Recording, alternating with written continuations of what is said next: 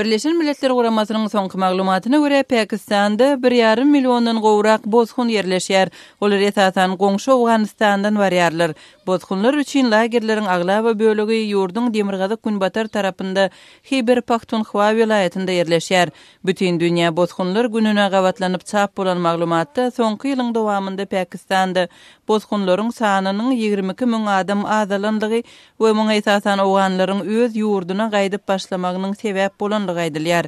Pakistan, Iran we Livan bilen bilelikde köp sanly bozgunlaryň yerleşýän ýurdudur.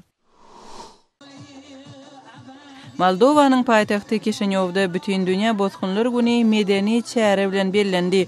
Dürli ýurtlardan bozgunlar öz watanlarynyň medeniýeti bilen tanıştyrmak üçin konsert geçirdiler we milli naharlaryny taýýarladylar.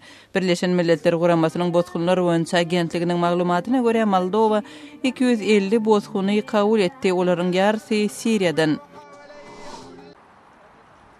Orsiýetde medisina işgärleri we mugallimler jaý siýasaty boýunça departamenti vodorod turşusyny we gulak arasalayan paxtaly çöpleri berdiler. Olar resmiýetiň gulaklaryna rastalap protestçilerin talaplaryny eşitmäge ukyply boljagyna umyt baglaýarlar. Protestçiler adından 4 hepdäniň dowamında Moskwanyň merkezinde pikede çykýarlar.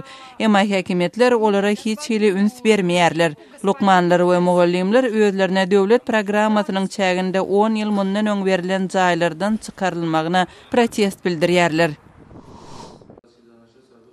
Täjikistanyň harby sudy Duşanbede medisina urundan harby işgäri 9 ýyl türme tutsaglygyna we 2800 Amerikan dollarlyk jerime hökm etdi.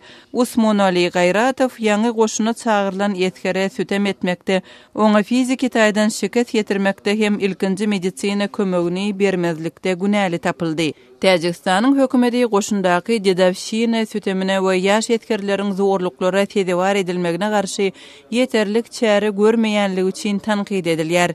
Siz günüň täzelikleri bilen tanış boldyňyz.